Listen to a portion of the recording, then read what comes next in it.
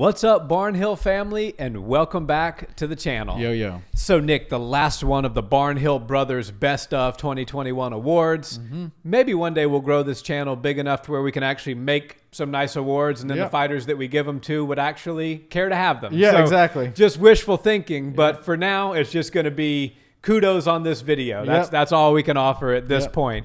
But submission of the year. Yeah. Right? This was the easiest one for me, bar none. Because when you think about who are the best jiu-jitsu fighters to ever compete in MMA, Damian Maia comes to mind. You have amazing grapplers that have been world champions in IBJJF, different organizations, no gi, with the gi. Jacare Souza is possibly one of the most decorated fighters in jiu-jitsu to ever grace us with his presence in the octagon. Yeah. This guy won multiple IBJJF World Championships in the gi. He also won ADCC, which, for those that don't know, is the most premier no-gi grappling event of the year. It's invitation only, top 16 people in each weight class. I believe he won it twice. Wow. Got a silver medal once. So it's safe to say that Jacare is truly one of the best jiu-jitsu fighters to ever compete in the UFC. For sure. Now, what do you call the guy who snaps Jacare's arm here in Houston? Yeah. You call him the submission of the year. Yeah. That's Andre Muniz. The magnitude of that. Anybody that can break the arm of a former IBJJF world champion and an ADCC world champion inside the octagon, bar none, is my submission of the year. Yeah, this guy's really impressive. And one of the most difficult submissions to land in today's day of mixed martial arts is an armbar. Yeah. Especially one from the bottom, because there's so many things that can still happen in a fight in that position. If there's one arm available, especially if you've got a triangle position,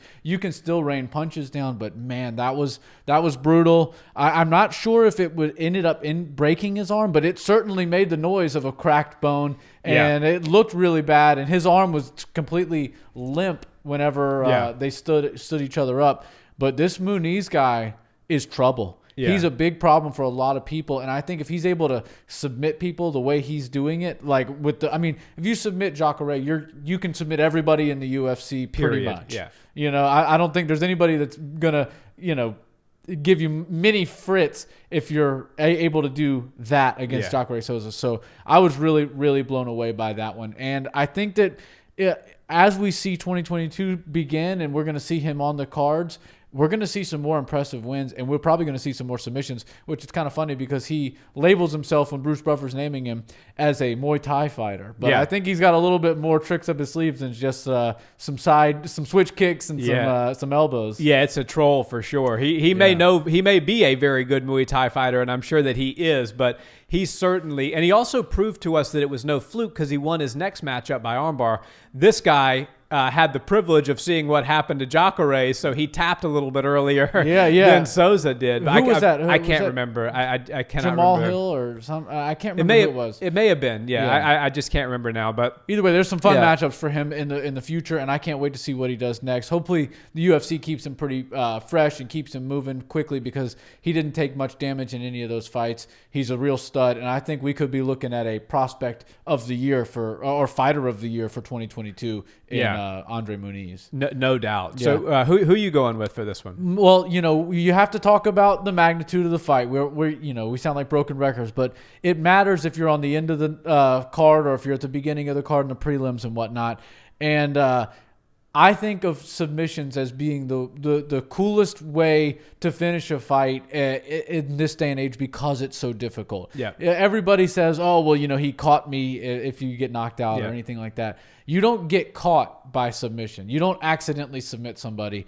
And I personally think that the clutchness, not only of the fight, but also of the career of Glover Teixeira against Jan Blachowicz, is the reason that I'm giving it to Glover Teixeira. 43 years old, right? Yeah. And this was his last chance. Everybody knew it, including him, that the UFC's not going to give anybody over 40 a shot, but he became undeniable. Jan Blachowicz needed another opponent, another dance partner. They gave it to Glover. He seized the moment. That was the most clutch moment in the entire maybe the entire sporting world of 2021. And that sounds lofty, but I don't think there's any more clutch maneuver than Glover Teixeira finishing Jan Blachowicz with a rear naked choke.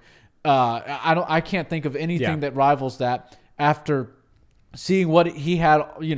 He's had title shots before. He had to fall all the way down and then literally crawl his way back to the top, but he did it, and now he's the champion of the world. Who would have thought Glover Teixeira would have been the champion of the world in 2021 going into 2022? That would certainly not have been my pick. Yeah. And I think that, there's certain people that because of fame and notoriety, they have these meteoric rises. Conor McGregor, I think we're witnessing it with Khamzat Chimaev right now.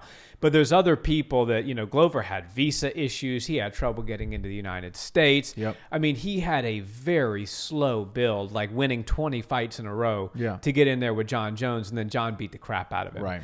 And then he literally had almost a decade before he got back in there again.